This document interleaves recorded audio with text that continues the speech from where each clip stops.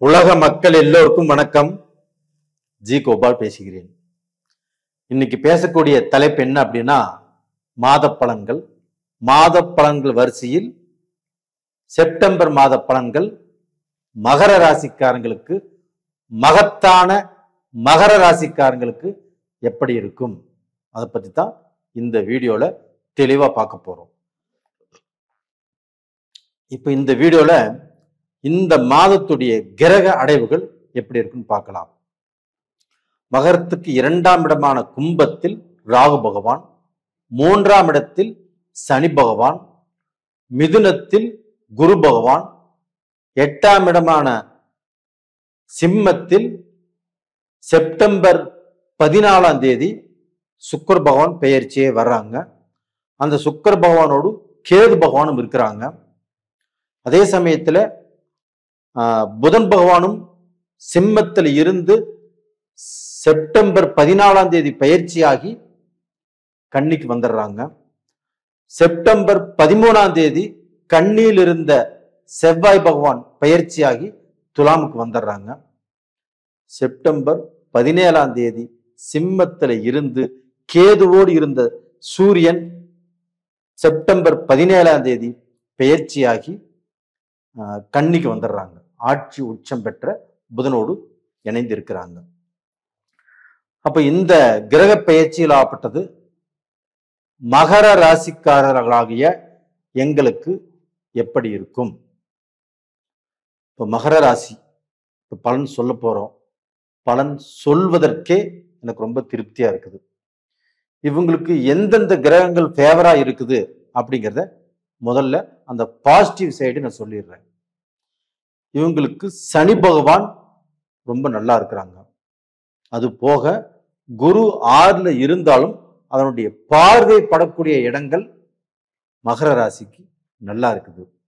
அது போக செவ்வாய் பகவானும் அந்த குருவுடைய பார்வையில துலாம்ல அந்த செவ்வாய் பகவானும் இருக்கிறாங்க.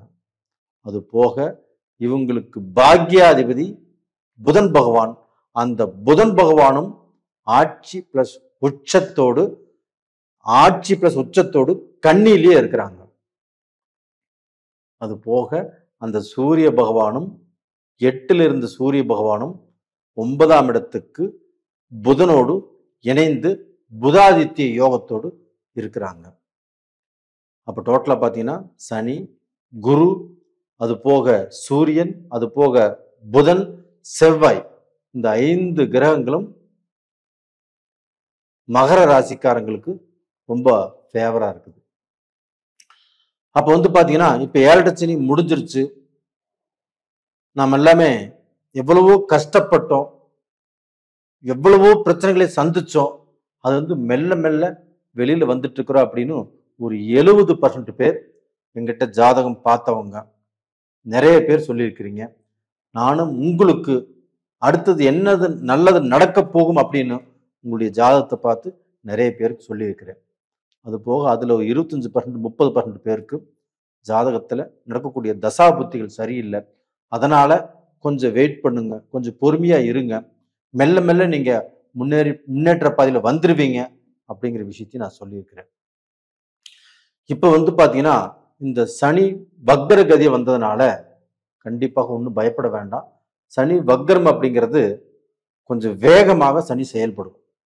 அப்ப அந்த சனி பகவான் ஆகப்பட்டது இப்ப எங்க பார்க்கிறாரு அப்படின்னா 7ஆம் பார்வையாக புதனை பார்க்கிறாரு. அங்கே புதன் ஆட்சி பிளஸ் உச்சம். அப்ப அந்த ஆட்சி உச்சத்தோடு புதன் இருக்கும்போது சனியும் புதனும் நட்பான கிரகங்கள். புதன் வேகமான கிரகம், சனி ஸ்லோவான கிரகம். அதே சமயத்துல அந்த சனி பகவான் இப்ப வக்ரம் அடைஞ்சதுனால அதுவும் வேகம் எடுத்துருச்சு. அப்ப இதனால இந்த மகர ராசிக்காரங்களுக்கு 9ஆம் இடத்தை சனி பார்க்கிறாரு. அந்த 9ஆம் இடத்து அதிபதியும் இங்க சூப்பரா ஆட்சி பிளஸ் உச்சத்தோடு அருமையா இருக்கிறார். அப்ப மகர ராசிக்காரர்கள் உங்களுடைய வாழ்க்கையில நீங்க எவ்வளவோ சிரமப்பட்டு கஷ்டப்பட்டு உங்களுடைய நிம்மதியை இழந்து வாழ்க்கையில் எத்தனையோ பிரச்சனைகளை சந்திச்சு இதற்கு மேலேயாவது நாம் நல்லா இருக்க மாட்டோமா அப்படிங்கிற ஏக்கத்தோடு இருக்கிறீங்க. அப்படிப்பட்ட உங்களுக்கு இந்த 9ஆம் இடத்து அதிபதி பாக்யாதிபதி பாக்யஸ்தானத்தில் ஆட்சி உச்சமாக இருப்பது மிகப்பெரிய யோகம். அது போக சனி பகவானும் அந்த புதனை பார்க்கறது இதை விட யோகம். இப்ப சனி ஒரு இருள் கிரகம். அதே சமயத்துல சூரியனும் அந்த புதனோடு இருக்கிறாங்க. அந்த சூரியனுங்கிறது அந்த ஒளி கிரகம். இப்ப இந்த சனியும் சூரியனும் பார்த்துக்கிறாங்க. இதனால ஏதாவது பிரச்சனையா? எந்த பிரச்சனையும் இல்லை. ஏன்னா புதன் அங்க ஆட்சியோடு இருக்கிறாங்க. அப்ப அந்த ஆட்சி பெற்ற இடத்துலதான் அந்த சூரியனும் இருக்கிறாங்க. அப்போ சனியும் சூரியனுடைய பார்வையினால எந்த பிரச்சனையும் உங்களுக்கு இந்த பீரியட்ல கண்டிப்பா வராது. இது ஒரு விஷயங்களா.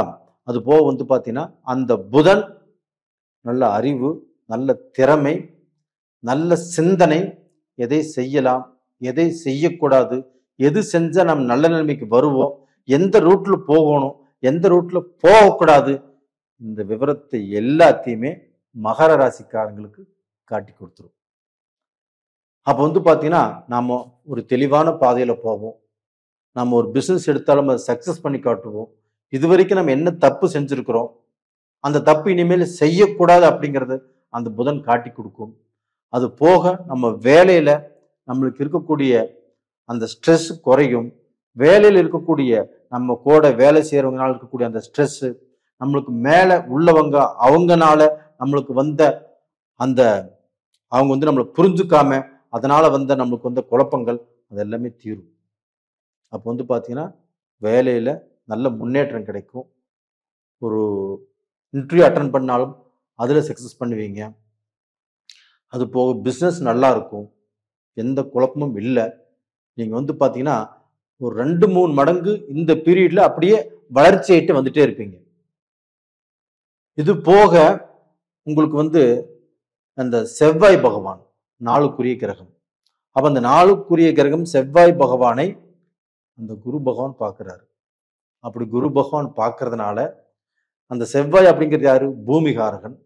இந்த யூனிஃபார்ம் சம்பந்தப்பட்ட தொழில் செய்யறவங்க, டாக்டருக்கு படிக்கிறவங்க, வக்கீல், அதுபோக மிலிட்ரியில் இருக்கிறவங்க, போலீஸு, கண்டக்டரு, இது மாதிரி நிறைய பேர் அவங்களுடைய வாழ்க்கையில இந்த பீரியட்ல அவங்க நினைச்சதை கண்டிப்பா சாதிப்பாங்க. அவங்க நினைச்ச மாதிரியான ஒரு வாழ்க்கையை வாழ முடியும்.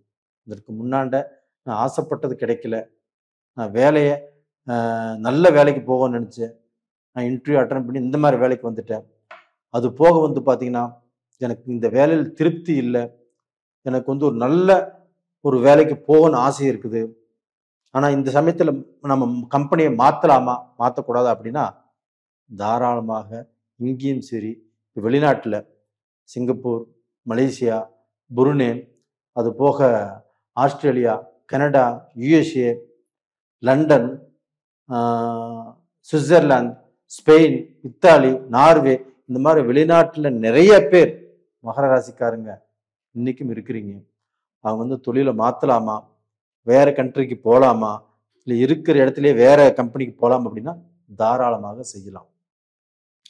ஆனால் பார்த்தீங்கன்னா இப்போ இருக்கக்கூடிய வேலையில எந்த சிக்கலும் இல்லை, நான் வேற கம்பெனிக்கு மாறணும்னா அப்படி எதுவுமே வேண்டாம், அதை அப்படியே பயணம் பண்ணுங்க. இப்போ நீங்க நிதானமாக இருக்கக்கூடிய ஒரே இடம் எது அப்படின்னா உங்களுக்கு சுக்கிர பகவான் கேது கூட இணைஞ்சிருக்கிறாரு. சுக்கிர பகவான் யாரு? உங்களுக்கு 5க்குரிய கிரகம், 10க்குரிய கிரகம். அப்ப பாத்தீங்கன்னா அந்த 5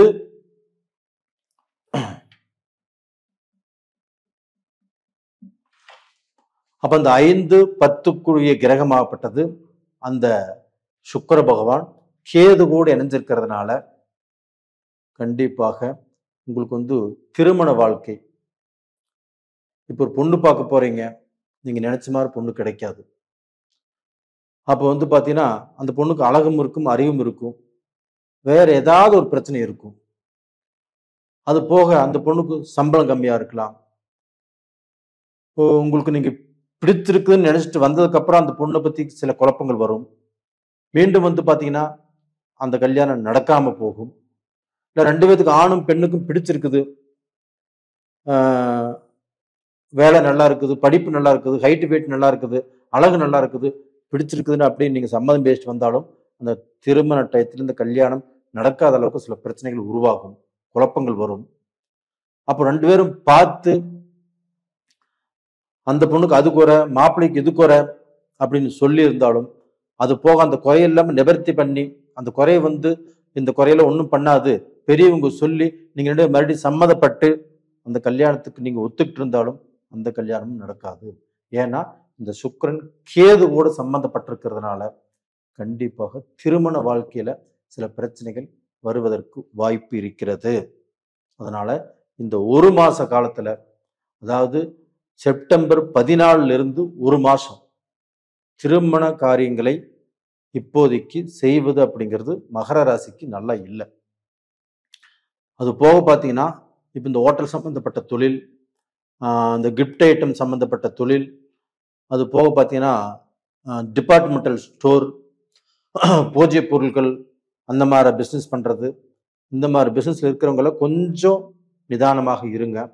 அது போக பார்த்தீங்கன்னா உங்களுடைய இல்லற வாழ்க்கையிலுமே உங்களுடைய குடும்பத்திலையுமே நீங்கள் பேசக்கூடிய பேச்சும் கொஞ்சம் நிதானமாக இருக்கட்டும். ஏன்னா மகர ராசிக்காரங்க நீங்கள் முதலே எவ்வளோ கஷ்டப்பட்டு வந்திருக்கிறீங்க. இந்த பீரியடில் கண்டிப்பாக நீங்கள் பேச்சு நிதானம், பேசும்போது யோசனை பண்ணி பேசுங்க. மகர ராசிக்காரங்களுடைய மனைவிமார்கள் யாராக இருந்தாலும் அவருக்கு இந்த 1 மாதம் டைம் சரியில்லை அப்படிங்கிறது நீங்கள் புரிஞ்சுக்கிட்டு அவங்க பேசுறதையும் பெருசாக எடுத்துக்காமல் இருந்தால் குடும்பம் நல்லபடியாக போயிட்டு இருக்கும். ஒன்றும் கவலைப்படாதீங்க. அது போக பார்த்தீங்கன்னா இந்த சுக்கிரன் அப்படின்னாவே இந்த தொடைப்பகுதி, இடுப்பு கீழே தொடைப்பகுதி, அந்த முட்டிங்கள், இந்த மாதிரி இடங்கள்ல ஏதாவது பிரச்சனை வருவதற்கு வாய்ப்புகள் இருக்குது. அந்த பிரைவேட் பார்ட்டு, அந்த தொடைப்பகுதி. அப்போ வந்து பார்த்தீங்கன்னா எந்த மாதிரியான பிரச்சனைகள் வந்தாலும் உங்களுக்கு ஹாஸ்பிட்டல் செலவு கொடுக்கும். அதே சமயத்தில் உங்களுக்கு குரு பகவான் உங்களுக்கு 2ஆம் இடத்தை பார்க்கறதுனால, உடல் ஸ்தானத்தை பார்க்கறதுனால பிரச்சனைகள் வரும். ஒன்றும் பயந்துக்க வேண்டாம், அது வந்து தப்பிச்சுக்குவீங்க. ஆனால் கொஞ்சம் கேர்ஃபுல்லாக இருங்க. அந்த சுக்கிரன் கேது அப்படிங்கிறது அந்த கிருமிகள் சம்மந்தப்பட்டது, காற்றுல கிருமிகள் ஸ்ப்ரெட் ஆகிறது, ஏதாவது அலர்ஜி சம்மந்தப்பட்டது, இது மாதிரி வர்றதுக்கு வாய்ப்பு இருக்குது. கொஞ்சம் பார்த்து நிதானமாக இருங்க, ஒன்றும் பயப்பட வேண்டாம். நேயர்களே, உங்களிடமிருந்து விடைபெறுவது உங்களின் ஜி கோபால். நன்றி, வணக்கம்.